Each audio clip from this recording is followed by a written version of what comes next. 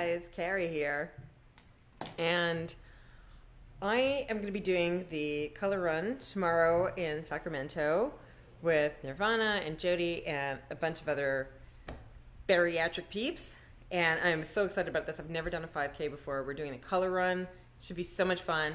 And after the race is over, I've invited some people who could make it back to our place here in El Dorado for lunch, barbecue, pool party thing. And so I'm prepping all the food right now, and I wanted to show you what we're going to be doing here. So this is like some of the stuff I've got ready to go here. I've got chicken breast cut up and different veggies, and I also put lemon in there. I'm going to be making kabobs, and the garlic here is for the marinade that I'm going to do for that. This lovely eggplant is going to be made into Ganoush. You're going to see how easy and simple that is to make. You actually just need like a processor and a microwave. Very, very easy. And then I've got some fixings here, some cabbage and carrots, and my mom is out right now picking up some sausage for me. And I'm going to be making my version of the very infamous now internet recipe for crack slaw. Hate the name for that. So for me, it's going to be a Italian sausage slaw. I'm also going to be doing some crudité for the dip, and also a salad. And I'm going to be making a dressing for the salad. I'm going to be doing a green goddess dressing. So I do have a bunch of herbs here that I'm going to be putting in the dressing, and I'll show you how to make that too. So let's get going on this marinade. I am putting in a lot of garlic, because garlic brings the flavor. And yeah, I'm just going to use this press, if I could figure out how to use this press. And squish all the garlic out. We are bringing these kabobs to Flavor Town, as my nephew used to say. Okay, I think we're all done with our garlic here. Alright folks, this is a microplane. This is awesome for zesting. And as you can see, it's much more efficient than the other zester that I used. And so we don't want to do too much of the pith. The white part is the pith, and that is a bit more bitter. All the oils that make the citrus so delicious are in the colored part of the skin. So that's the part that we want. And I am going to be zesting this lemon and 2 limes. And then we're also going to be using the juice. If you are doing this for fish, you want to just do the zest and not the juice, because the juice will sort of cook the fish. If you've ever heard of a dish called ceviche, that uses citrus to cook the fish. You do need to have extremely, extremely fresh fish if you're going to do that type of dish. But that'll be the subject of another video, not this one. Alright, so now that we've done getting the zest, we're also going to get the juice from these. There's not too many seeds in here, so I'm not going to worry about that too much. And I like to use a fork. You can use whatever you find is the most efficient for you to get the juice out of your citrus. But I find this works pretty well. The next thing we're going to add in is olive oil, and a good amount of it too.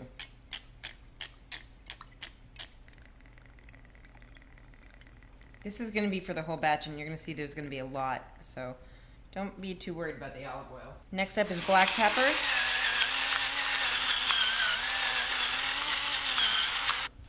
You might notice that when I cook, I don't really measure a lot of stuff. I have been cooking for a very long time, and so I can generally eyeball things pretty much. Our marinade looks like right now. So it's basically a garlic and citrus marinade. Ooh, very good. I'm also going to be adding some herbs to this.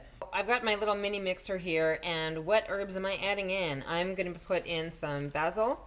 I'm also putting in cilantro and some parsley. I'm also going to be putting in a little bit of olive oil just to help it macerate and get all of the aromatics out of those herbs and into our dressing. Let's just scrape down the sides a bit and then turn it back on.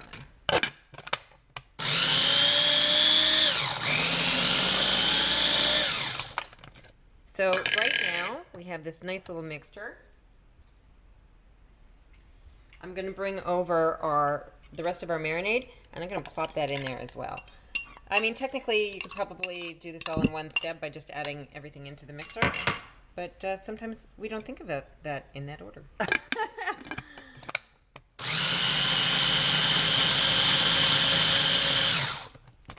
Boom. Marinade done. Wondering why I have two separate things of vegetables and chicken here, and that is because I am sort of allergic to bell peppers, and so I'm making some with and making some without. As far as these onions, you want to break them up a little bit so that they're in good chunk sizes, that you can spread them around throughout your brochettes. All right, time to put on our marinade. So this is all of our marinade. We want to use about half on this batch. So I think just about, maybe 2.5, that would be enough. And then just toss it around. Make sure everything gets coated evenly. This is smelling really nice, citrus and garlicky and yummy. All right, we've got our chicken and veg all ready and marinating. So we're gonna go ahead and put this in the fridge and prep the other stuff. So this has time to really soak in all the lovely flavors of this marinade. Always refrigerate it as soon as you can. You don't want to leave chicken out for a long time. First, cut in half. It doesn't have to be perfect. You're going to be coring it out. This piece, as you see, doesn't have core. We're going to be cutting it into pieces that are small enough to go through the food processor. So cut it up into manageable sizes. You see this core in here? I want to take that out. So now that's a little bit more. Now that's out.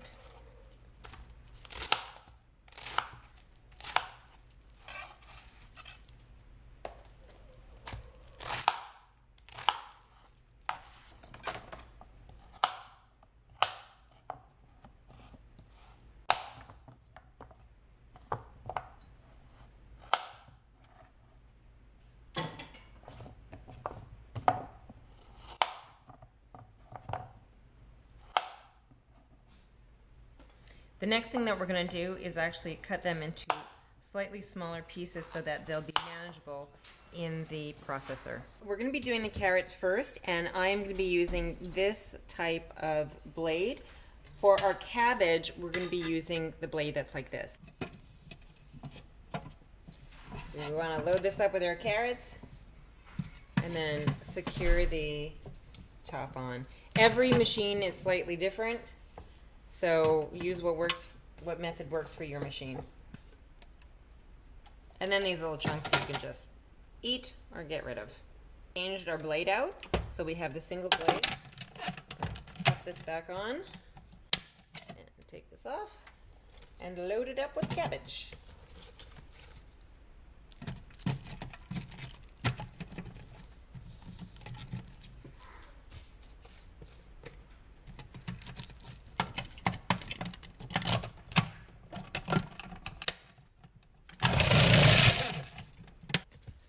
And now we continue with the other cabbage.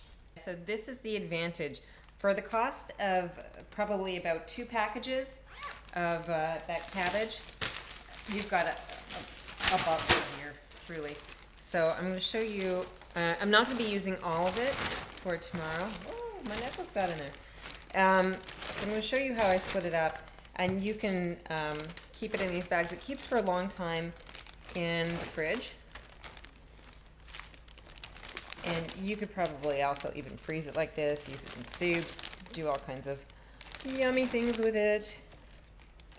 So that looks like it's about half of the batch that I did. And as you can see, I'm just going to sort of toss it around in here so you can see the distribution and see how it compares to the cabbage that you get at the store in those little bags.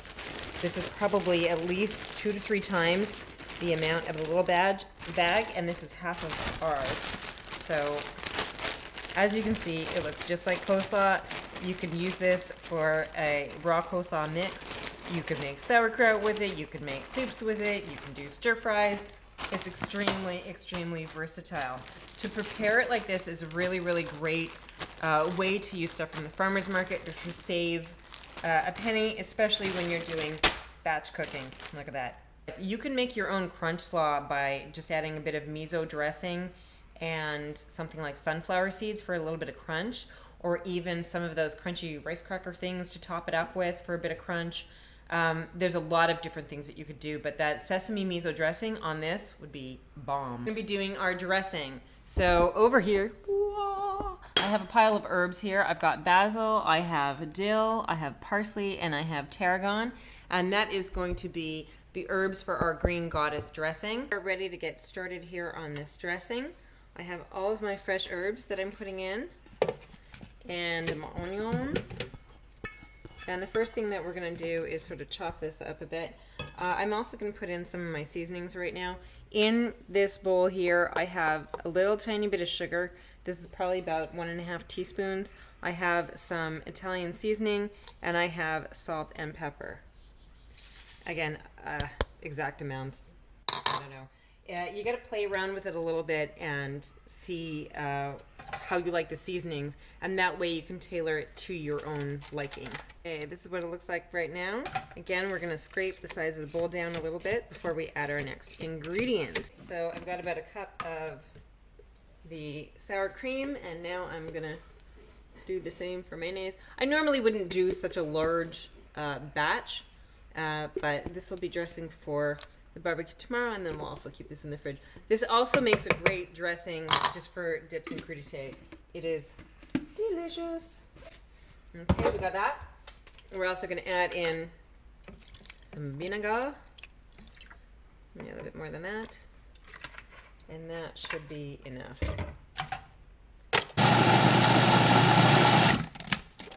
Okay, so I'm going to scrape it down one last time.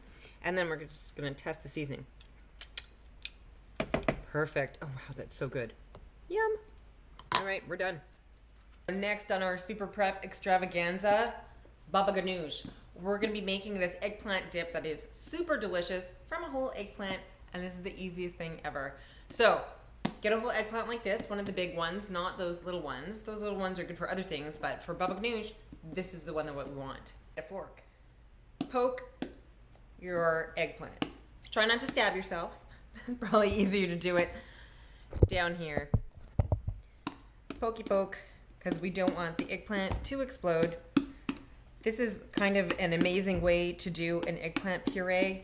So we're just gonna poke it up and then get some paper towel. So get enough paper towel that's gonna be able to cover your whole eggplant. You wanna get a little bit of moisture on it to get it damp. So I just put it under the faucet for a sec. And then we wanna wrap this baby.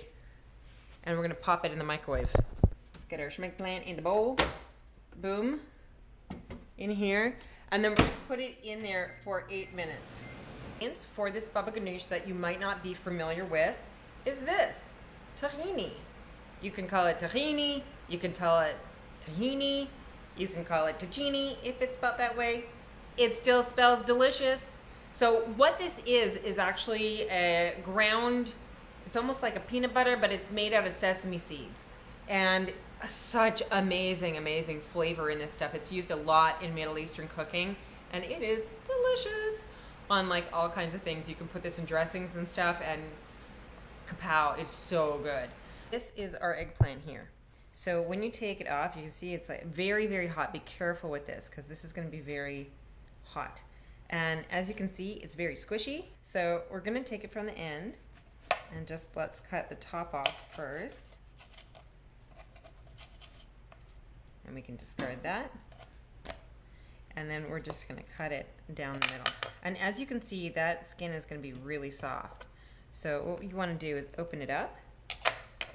And you're going to take your spoon. You can remove the seeds if you want to. This is all going to be blended, so I'm not really too worried about the seeds. So basically you just scoop out the flesh. We're going to put it in here, and that is going to go into the blender. So this is the way our eggplant looks now. We are ready to make our baba ganoush. First thing that we are going to do is put in our garlic and chop that up a bit.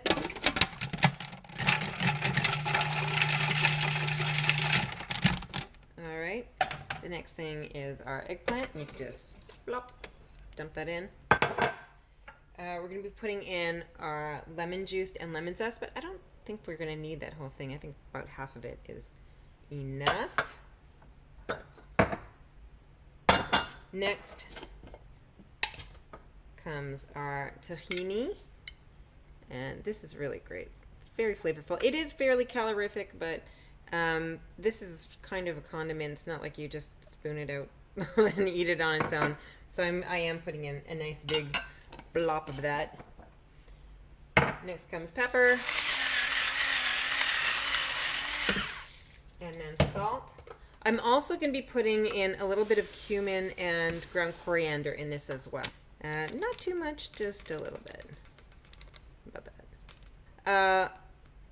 Just a little bit, because this stuff is fairly strong, and we don't want it to overpower. Okay, we'll pop the top back on. Blend. This is what it looks like. Let's give it a try. Yum. Bonus real stuff going on here. I figured since I already did the baba ganoush, we may as well show you how to make hummus. So it's pretty much exactly the same thing. Garlic goes in. We're going to chop this up a bit first. Buzzy, buzz, buzz. Next thing to go in, we've got drained chickpeas, lemon juice. We're going to do it the real quick way. Just throw everything in at the same time. And then blend it like heck. A little bit of coriander powder. A little bit of cumin powder. Pepper. What? Mom, I'm recording. That was my mom. Salt. And again, our delicious, delicious tahini. Blop.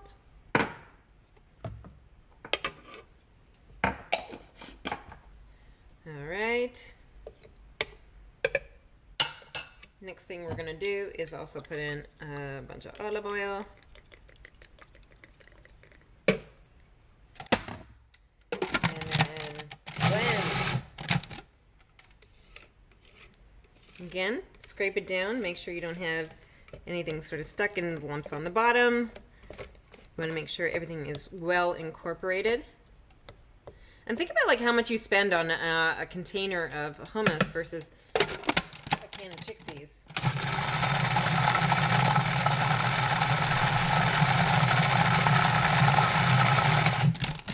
Okay, so we're pretty much almost done here. Let's check our seasoning. Perfect. Done. Next thing that we're going to be prepping here is the Italian sausage slaw. And this is how I prep the sausages. I take them out of the casing first.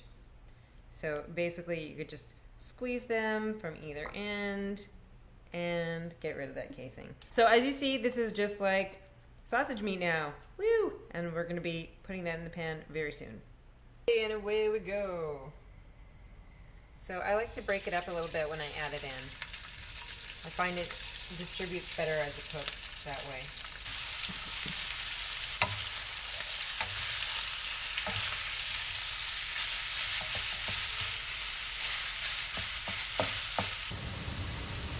So you want to cook it until it starts to slowly brown and you know that it's cooked all the way through.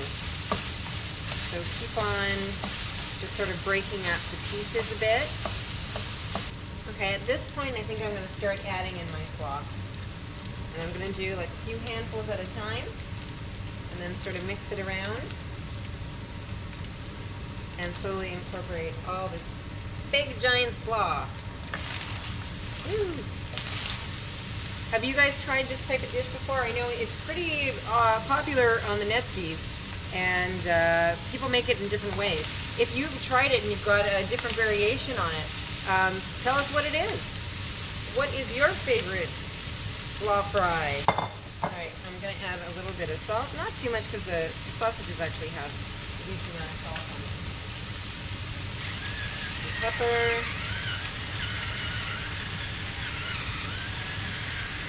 And you can put whatever seasonings into your life.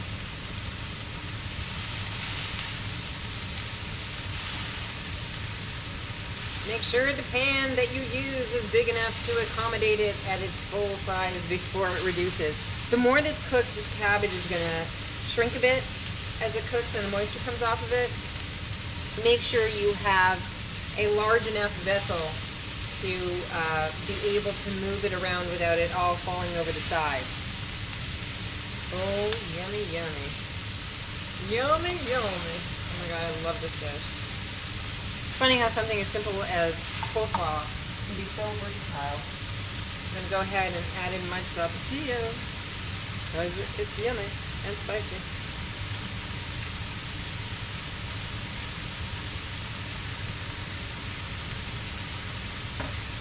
And then finally my Worcestershire. And I think I'm going to go with the rest of this bottle here.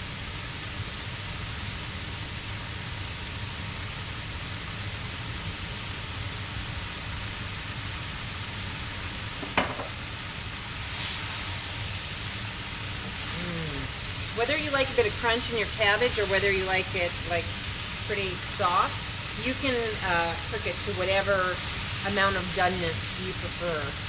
I am going to be reheating this a bit, so I don't want to take it too far. Alright, I think this is about it. I think we are done. Done! Boom. Done. So like I always say to my mom, you always have to try it. If you're making something for guests, you absolutely have to make sure that that is not poison and that's not going to hurt your guests. So I'm going to go ahead and try this.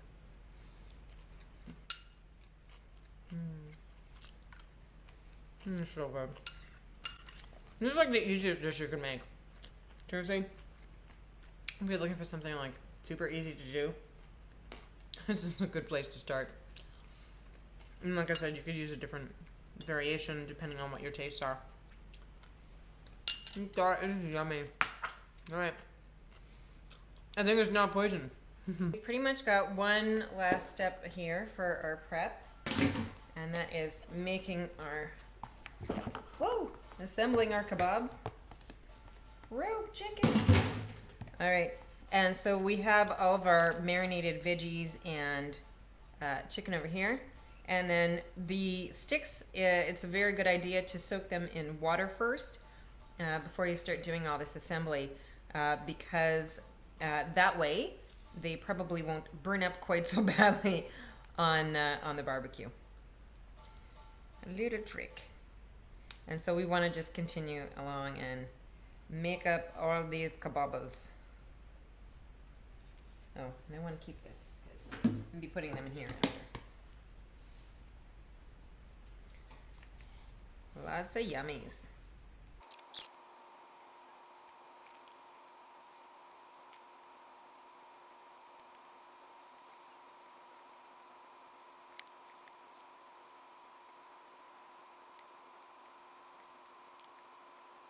All right, so these are our beautiful finished kebabs, and we are going to wrap these up and put them in the fridge.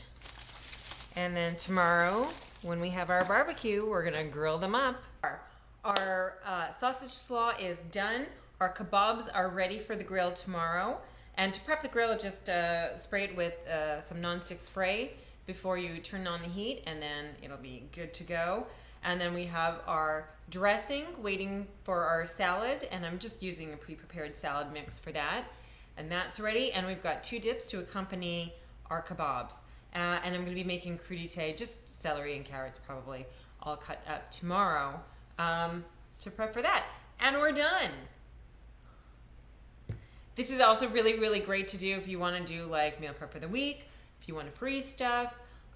These kebabs can be assembled like that and then just vacuum sealed and frozen, or you can cook them first and then vacuum seal them and freeze them, and then you can just take them out and defrost them or pop in. Alright guys, that's it. So 2 main dishes, 2 dips, and dressing enough for an army. I think I cooked enough for an army of normal people, not bariatric people. Anyhow, see you later.